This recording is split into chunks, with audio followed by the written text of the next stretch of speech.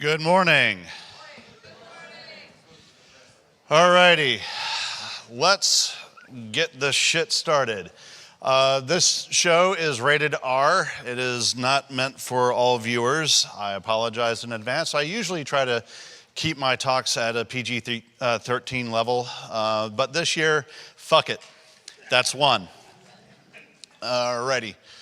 So, John, the naming of this event has, for folks who are in the region, understand it. It's a noun, verb, adjective, preposition, article, all of the above, depending on the context of how you are using that word at that point in time. That's the broader part of it. This is not a word that I grew up with. I'm from the South. I had to learn what Jawn meant, and it was confusing for the first part of my life living up here. But I like it. It's useful.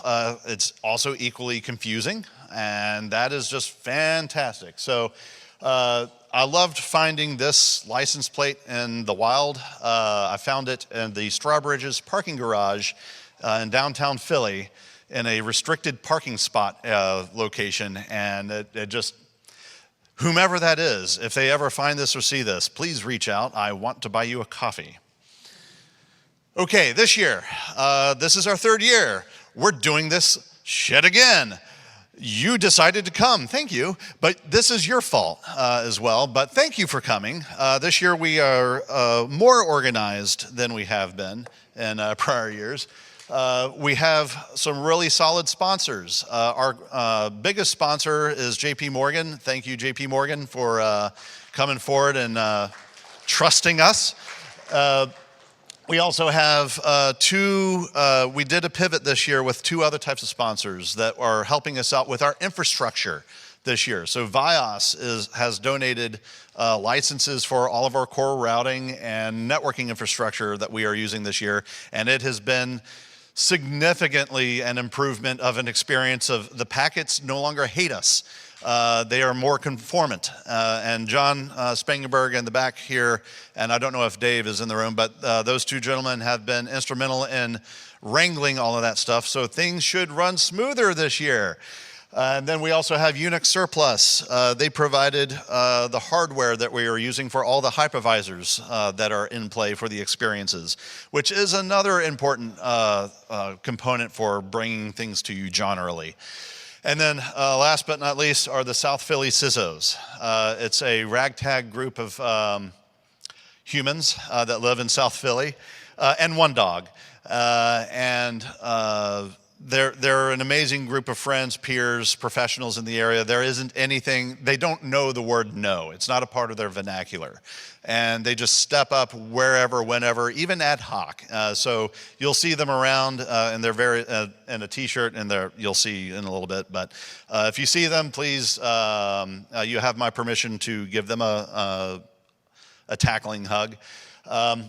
But this year, as far as the events, other than you're at a conference, there's things to do other than just having your butts fall asleep in these chairs. You can stand up and do some stretches. South Philly CISOs are now walking in. The CTF events this year are explorative, optional, to some, compulsory to others, but they are a part of the general reason why I have this conference. And part of the reason is to not just have a reflection of nostalgia for all of us who take ibuprofen with our vitamins in the morning, but there's a younger generation of folks that are out there that all they know is cloud and cloud infra and abstraction and not even hypervisors anymore. They've lost the experience and the ease of the experience of wrenching on cars. So the purpose of this event is to be able to bring that experience back. How some of us who wake up in the morning knowing what the weather is going to be like because your knee is angry with you, are going to be able to reintroduce to them. So the main CTF event has a variety of flags buried here and there and everywhere. If you look on your badges, you will see one of those flags to kind of get you started. Then last year we had an event that turned not from an event but to a learning experience. And last year it was the Curmudgeon Challenge. And the point of it was it's a whole bunch of old infrastructure from the early 2000s and a little bit late 90s. And the Curmudgeon was in the middle of a system upgrade of migrating all of these systems to modern-ish infrastructure. And they quit in the middle of it. And you had to migrate email servers, voice over IP infrastructure, routing infrastructure. And what I was enthralled with seeing was people were just wanting to play with it and not really do what I thought the experience was. So we've pivoted. We're making it an experience. So you're going to build a late 90s era ISP called Jawn. Yet another wide area network. That acronym doesn't fully fit, but work with me here. There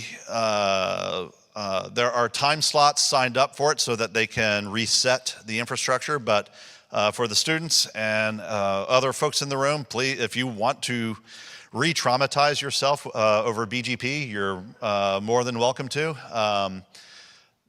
Dave is not back in the room yet, but John, is there anything else about that infrastructure that you want to call out? Okay, alrighty. And then part of also the main CTF event is a sub-event called Wrong OS. The South Philly CISOs have this concept called wrong steaks, where as they travel the world, they want to order a cheesesteak. Just how wrong is this cheesesteak from a proper South Philly cheesesteak? For the longest time, there's a cafeteria not that far from where I am standing that has held the first place prize of the worst cheesesteak that they have experienced consistently. For me, one of the worst wrong steaks I had was when I was in Canada and ordered a cheesesteak that was on the menu, and it was literally a steak with a block of cheese on it. Technically correct, poorly executed. There was no bread. So the idea of a wrong steak moved over to becoming wrong OS. So I have hardware hidden in the event infrastructure, and your goal is to match the hardware to the operating system that is running on that hardware. I guarantee you Nmap is going to be very grumpy with you. It is the wrong operating system running on that hardware. I'll give you an example of one that I didn't get quite working stably, but Windows NT4 on a Nintendo GameCube. That is awfully wrong. But the pivot of this is that for the company infrastructure that is being simulated there, they have a very liberal bring your own device policy. So people clearly brought their own devices and put them into infrastructure, and it is your job to identify the operating system to the piece of hardware. The hardware is labeled wrong OS 1, 2, 3, 4, and 5, and so on and so forth, but your job is to match the operating system running on that hardware on the network to the device. Have fun with that. It was just as much fun to get this shit to work reliably and do terrible things to silicon again. And then the last one is ADHDSL. This was a challenge that emerged organically last year. We have a DSLAM that's full functional, and for those who don't know what ADSL is, it's a part of the DSL family of technologies. There's HDSL, IDSL, SDSL, and ADSL. And ADSL was a technology that is very forgiving about the medium in which the signal is being moved across. And there was a paper that, or actually it was a news article written in the mid-2000s where an ADSL signal was being sent over wet twine. Over a long distance. So the challenge this year is that we have the DSLAM, we have testing equipment from the time period, we have two quantifiable and one qualifiable measure.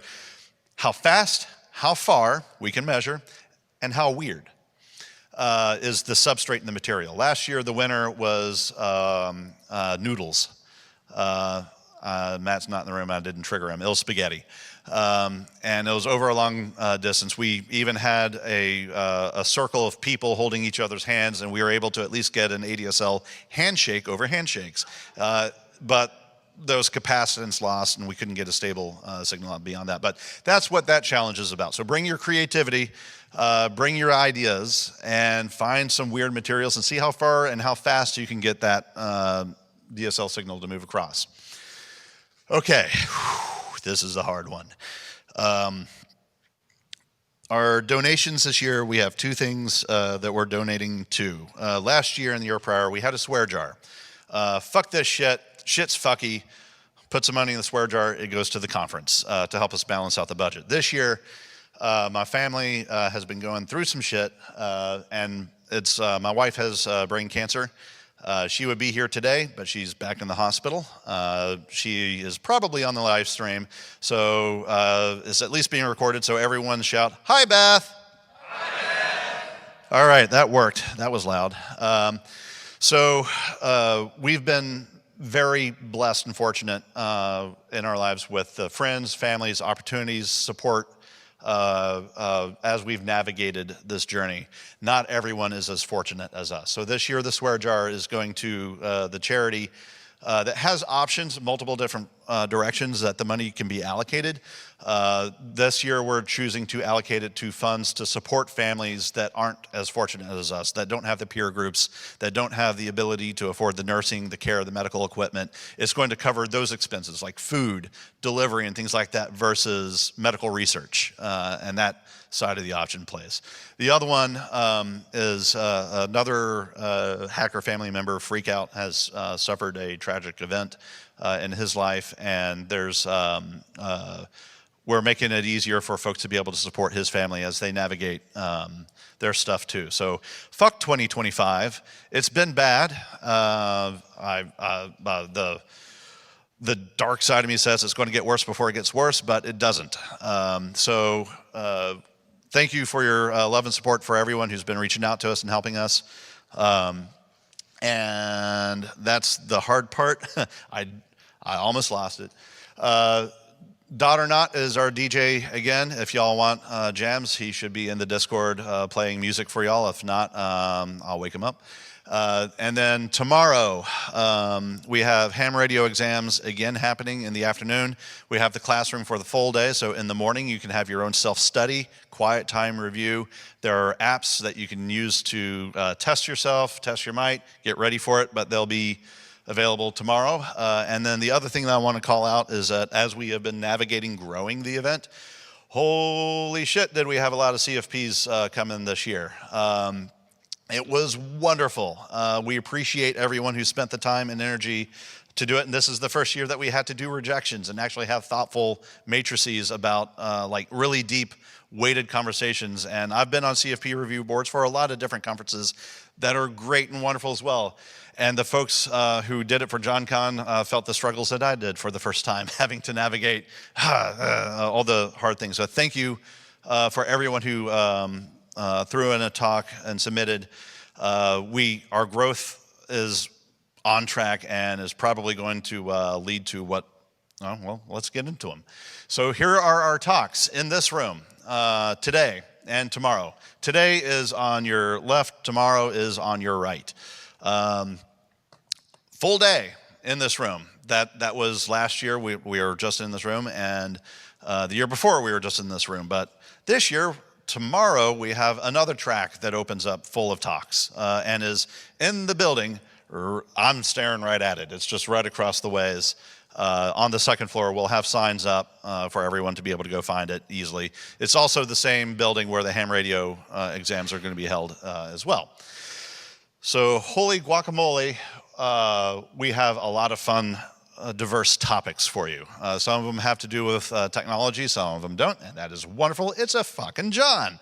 Alrighty, tomorrow, this is the high-level list, and for those, I did not note this, I forgot to. There are 5 talks that are not going to be streamed or recorded. That's going to be updated on the website and identified for your ease. So if you choose to be able to see them, you'll be able to figure out where they are and which ones they are.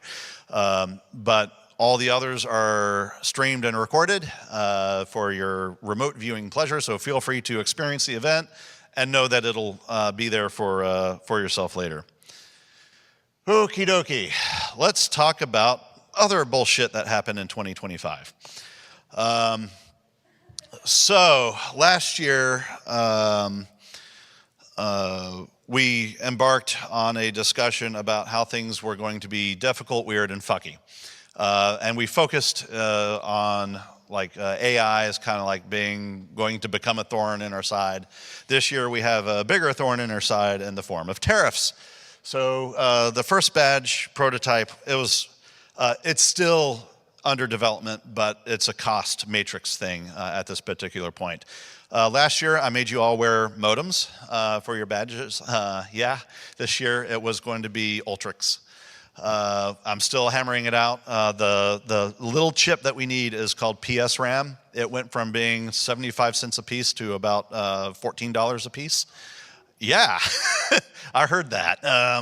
That is not financially wise to spend that type of money on.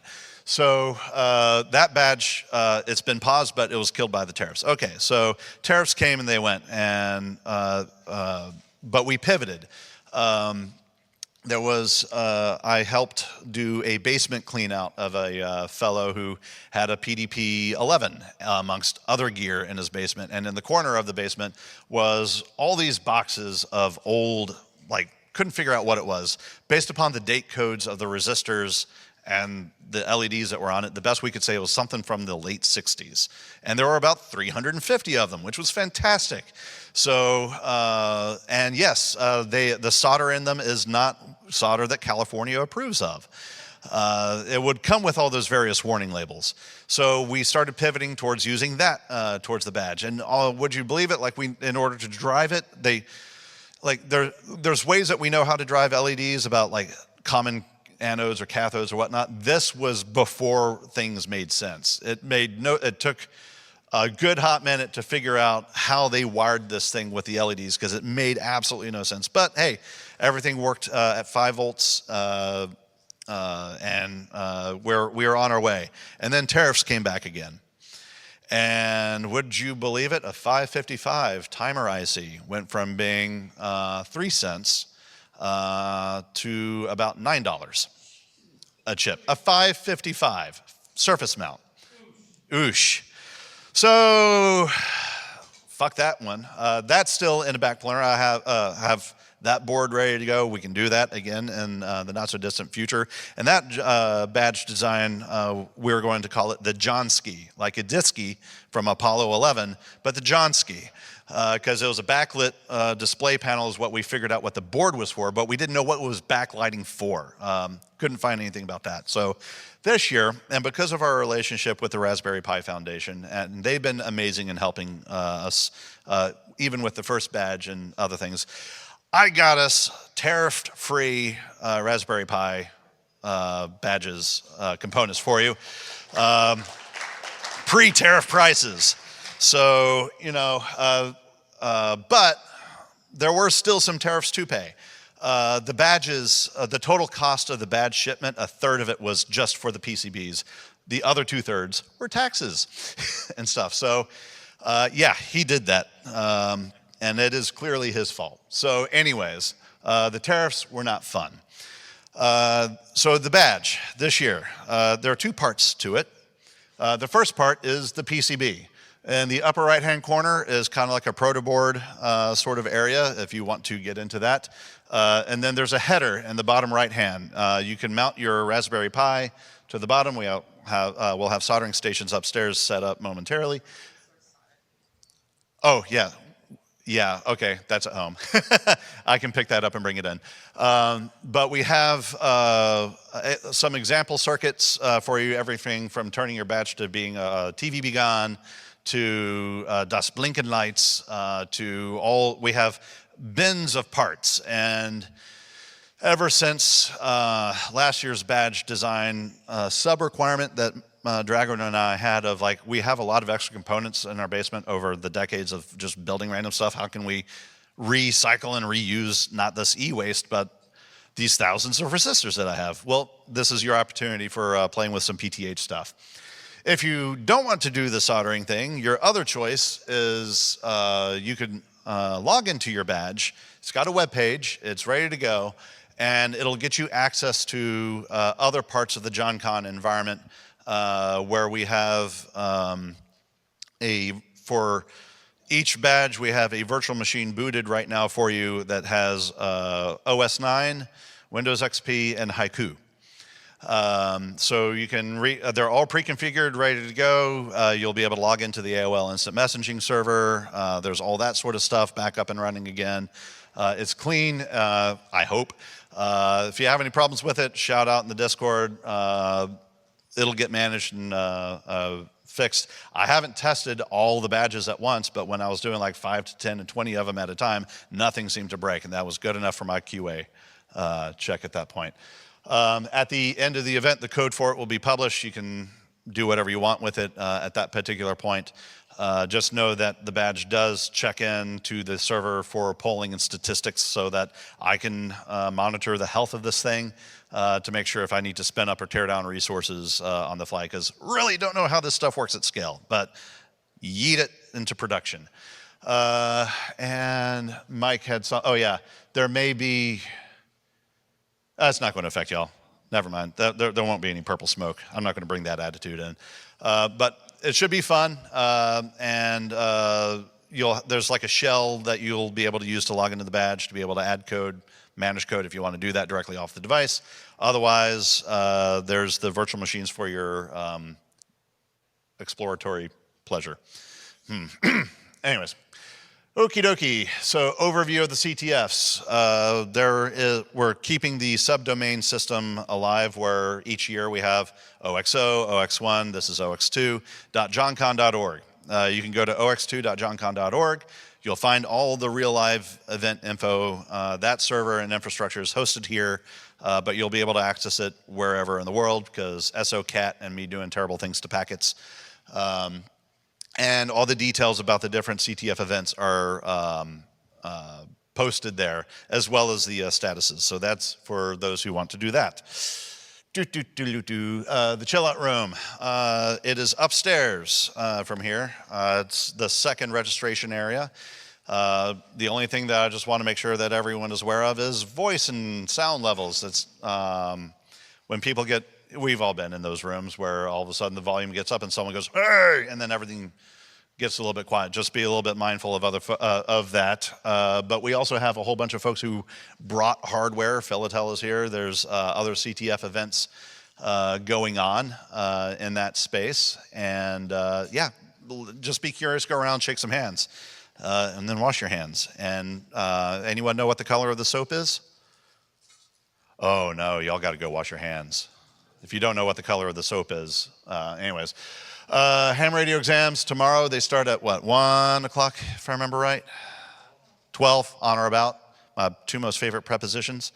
So they'll start them at 12, but it'll run through the afternoon. Cram session in the morning for yourselves. There's no formal class like there was last year, but there's resources available. Feel free to talk to the other folks that are there. There is a sign up, I believe, for it that's announced in the Discord ham radio exam chat room. Please leverage that so that they have a good idea as to what resources that they need to make available to have things move forward. Okie dokie. So one of the things from last year that we learned was that on Saturday, the cafeteria that's in this building is closed. So that turned into a kerfuffle of people trying to figure out how to get food in and all that sort of stuff. So this year, what we were doing is that if you're going to be here tomorrow and you don't want to leave campus, DoorDash or whatever, we have worked with a local deli shop around the corner from here in Glenside. They're fantastic, but they have 3 different types of hoagies. You can go go online, register, and reserve a hoagie. They're $15 a piece. There's 2 ways that you can pay. You can do cash at the cash box upstairs. Just make sure that you say that you did the hoagie thing and this is your email so that we can get your order tracked and all that stuff. Or if you want to use credit card, on the ticket portal for pre-ticks, I set up a hoagie order thing for you to be able to use a credit card for when you make your hoagie order. But just please make sure you use the same email address for the payment for that, as well as you did for the Google Sheet survey thing. Yeah, so that we can track who paid for what and make sure all that's accounted for. The sandwiches are amazing. Yes, orders by 4 p.m. today if you can get that done. Yes, sir. What's your veggie options? We do not have veggie options on that particular choice matrix. However, if you call them tomorrow, you can, they're within reasonable walking distance from here. They will do a veggie sandwich for you tomorrow.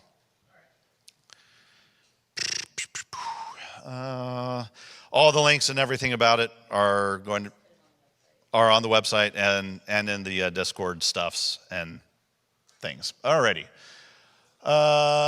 General house rules. It's pretty straightforward. Don't be a jerk. We've never had problems. We don't want to start that trend. We're all adults.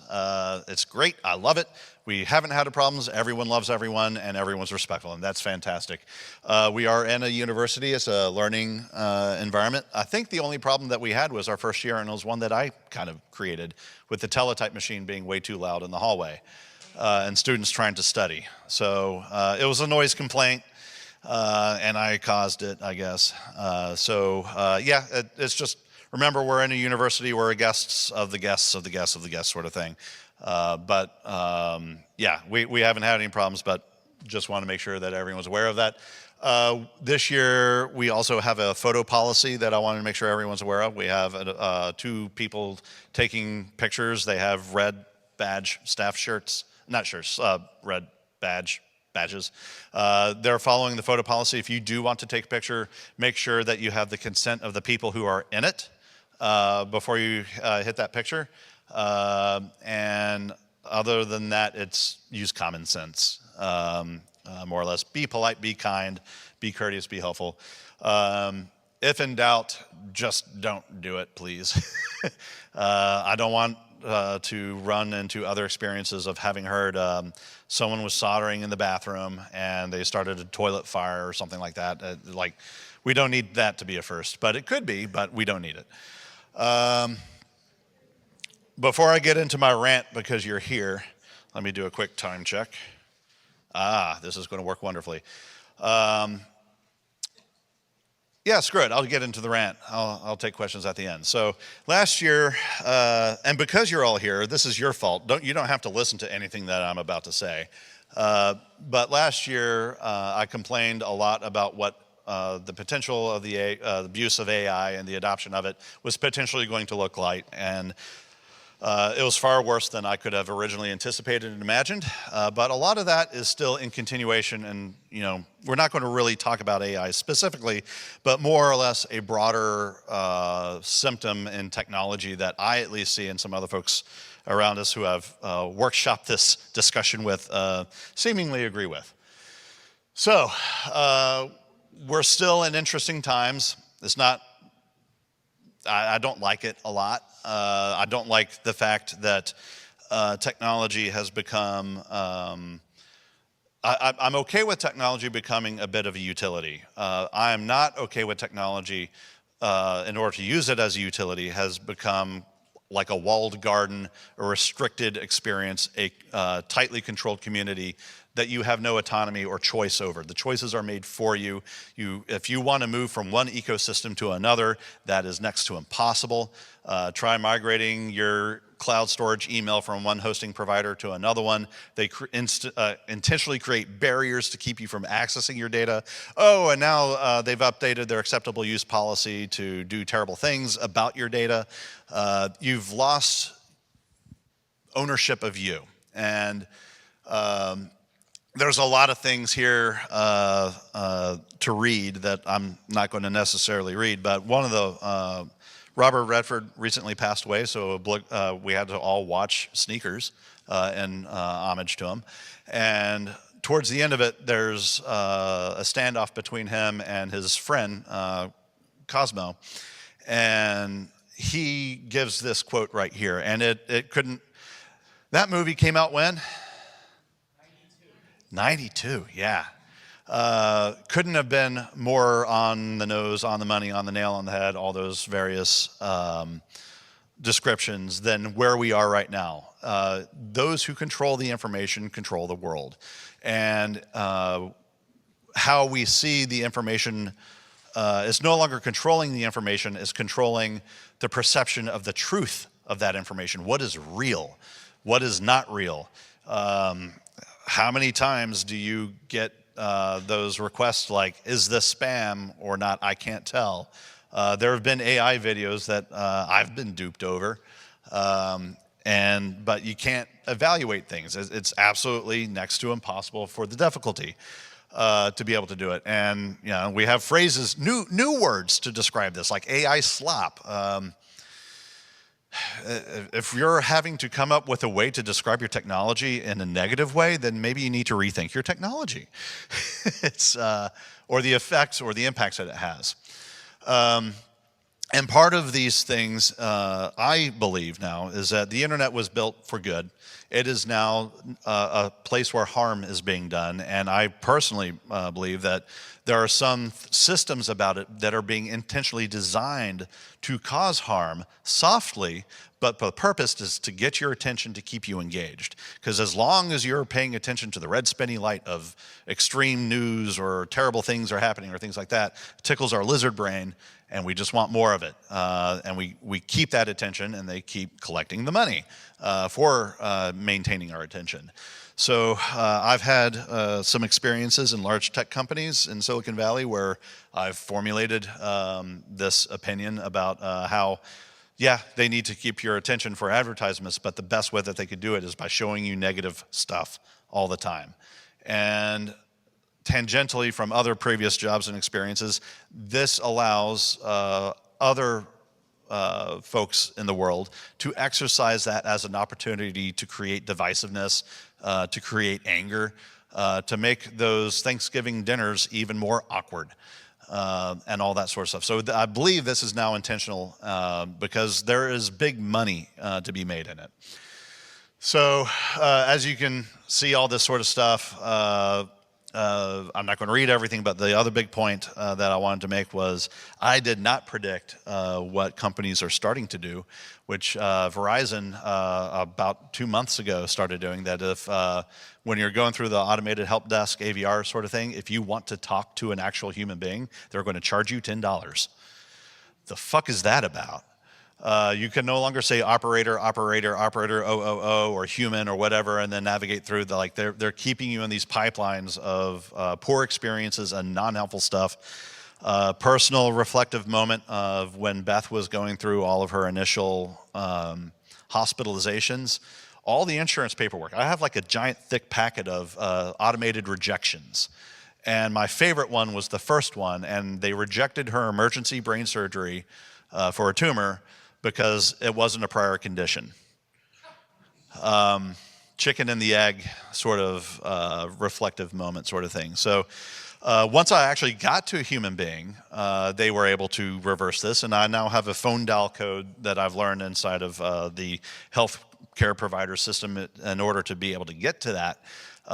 And every time they've overturned it, but then I start thinking about, this is a thick amount of paper. That's ink, that's postage, that's all that sort of stuff. But from that particular industry, when they do a payout, they put it on their balance sheet as a loss, and that's also fucking wrong. That should be, like, you're paying insurance for the purpose of insurance. Anyway, tangent talk. Anyways, I've come to understand what Luigi's motives were over, and frustrations there. So anyways, not that I condone it, but yeah, murder is never an acceptable choice. But Killdozer, he had some moments of, yeah. Yeah, Killdozer only killed himself. He damaged a lot of property, anyways. So one of the other things that helps us, so when you have a lot of these moments where you feel like you're getting pinned into a corner with your technology choices, you need to figure out, like, how can you break free? How do you regain your autonomy? How do you regain your independence? Hopefully y'all have an opportunity to explore and learn some of that at this event. It should not be taboo to run your own email server. I get side eyes every once in a while just for the fact that I do it, but it's not hard, honestly. The only reason why it is hard is that you have two big companies that are out there that punish you intentionally for hosting your own email. And the reasons and the excuses to go, oh, we're going to help you with Postmaster tools to be able to look and find out why your emails are rejected. And in their system, they go, we see no emails from you. And you go, I just tested it, it was rejected. So these systems are intentionally being designed now to, if you're not a part of the Cool Kids Club, you're just not going to be allowed to communicate. So we need to regain our autonomy by hosting our own presences and having control over our logs, over the people who visit our systems. Or leverage them. So once you are able to get the faith and sense of security that you can do this yourself, it's easier than it used to be. Anyone write a sendmail.cf file before? Right? Don't forget to see your doctor for your annual checkup. But beyond that, nowadays, you don't have to do that shit anymore. There's Docker containers. You just go boop and you're done. And you don't even have to run it in the cloud environment or whatnot. You can run it out of your home. You should be able to run it out of your home. The more of you that start doing that, even for a hobby, just to show that this is happening, changes the perspective of the bigger providers. So the more you do it, the better you get out of it. And yeah, I'm encouraging folks to do that more. And then the resistance that they're going to throw up is, can you really break free? Well, the more you annoy them, granted they don't care about one person running an email server, but media exposure of hey, I can't pay my bills because big tech giant A is keeping me from sending an email to their customer who is my power utility. Inform the power utility that you can't service me correctly, and then have them be an advocate for you and work it that way. There's ways to game it, to fight back, but they desperately want your attention.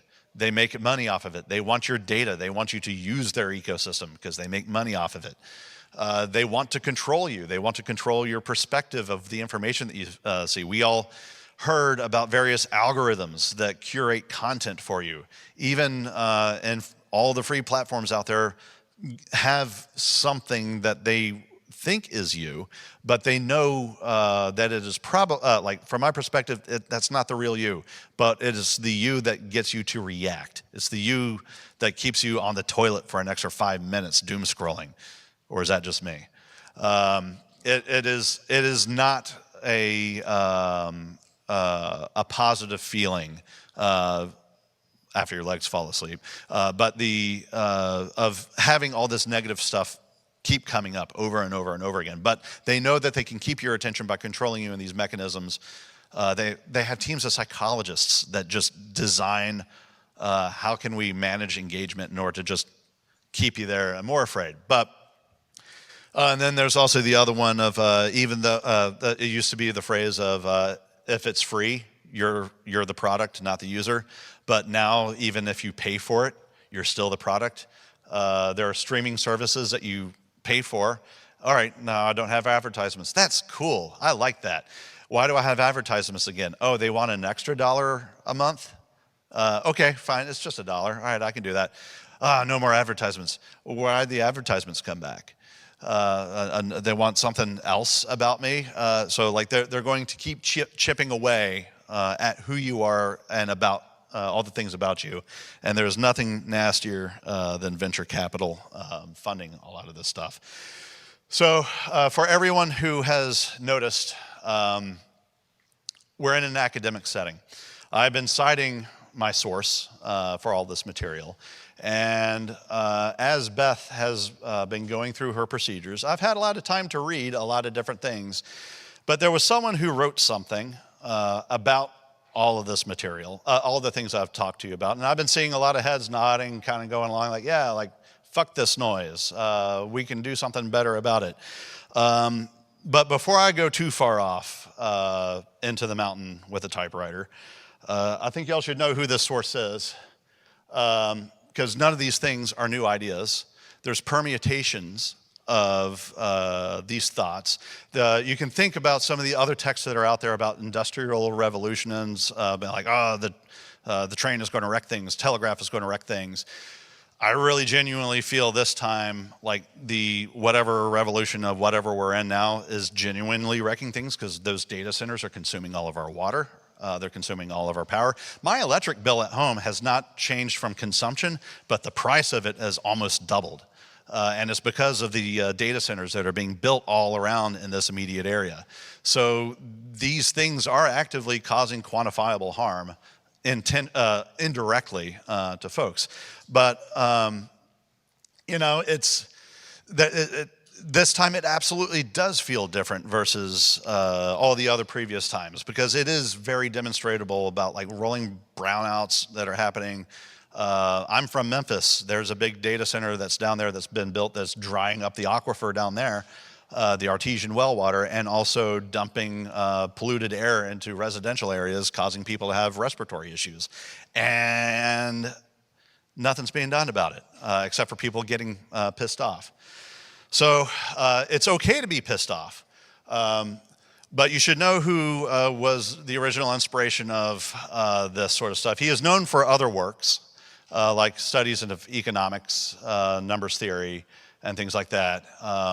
And there's also probably a lot of people out there that are he's probably the real reason why nowadays politicians are nervous about people voting by mail. It's Ted Kaczynski, otherwise known as the Unabomber. He wrote a manifesto in 1995. I reread it. About 40% of it is like weird bullshit. You could ignore that part of it, but the parts where he talks about technology and the harm that technology is actively happening, has been going on with, that I've shared this journey of analysis with you on, is the main thesis for the foundation of some of his arguments that he had made there. So don't take the extreme that he did, but be aware that like these discussions have been out there and it is very, very, very feelable and palatable, but use that as a mechanism in order to pivot your technology choices and take your ownership back of who you are. Because if you're not going to make those decisions for yourself, I got to share with you that those decisions have already been made for you. For instance, this last week, one particular tech giant has named ICE, the institution, the government entity, a protected class. Just the same way that they take a decisive response or an enforced response against anyone who uses specific hate speech. And that was because that particular tech company has been pandering and paying money to and paying homage to certain folks in our current leadership infrastructure. I should also say that this is not a Hatch Act-free presentation. But those folks who have built the technology that we depend upon and use are making decisions that are counter to our ethos in general and to also our safety, because they make money off of it. Anything else I wanted to, nope, that was that. That's all the points I wanted to make there. So, that didn't show up great. But, it's the same sort of thing. If you don't believe in cyber dystopias, best start believing in them, because we're kind of in one at the moment. And it's not because things are changing quickly and move fast and break stuff, is that it's more because they are changing in directions that are causing actual harm and causing actual, hearing about like how social media platforms have created riots or spread that sort of information or created those types of rallies is one thing. It's another thing for a news organization to have consumed fake information generated by AI, but treated as authoritative and then regurgitated. And this is not like the Onion article coming out in like a major news outlet as being a real thing. These things are showing up in academic circles now, more so and more easily. So there's a vicious OODA loop that we have now found ourselves in a societal perspective that we just need to be more cautious of and more aware and figure out how we need to break it. So, and I'll just move on to thank you everyone for coming. You listened to that. I'm running a little bit over. I want to thank all the volunteers, all the staff, the facilities, our sponsors, our con friends who have been exceptionally helpful with us in promoting things, and see here, who else? Yeah, those folks who have been gracious enough to provide us time, energy, and effort and support our financial incentives. So anyways, if you have any questions, throw them in the Discord. If you need anything in particular, I'm not going to be around for the whole weekend. I'm getting ready to go check on Beth. But Heidi Potter up here has graciously stepped up to help out with things. And Mike Kershaw, otherwise known as Dragorn, is currently upstairs doing the other things. Talk to a staff member, but if you don't feel comfortable talking directly to a staff member, you can grab them off the side. Did I forget anything? I'm doing okay already. Alrighty, I'll follow the instructions. I am doing great. Breathe, repeat the question, be mindful of your time. I'm not. Thank you. Smiley face, tongue. Alrighty. We'll do a quick change up. We have a wonderful keynote that I feel lucky of us having as Dr. Rachel. She came down from New York, and she has some fun things to share with you. So give us a moment to switch up the stuffs.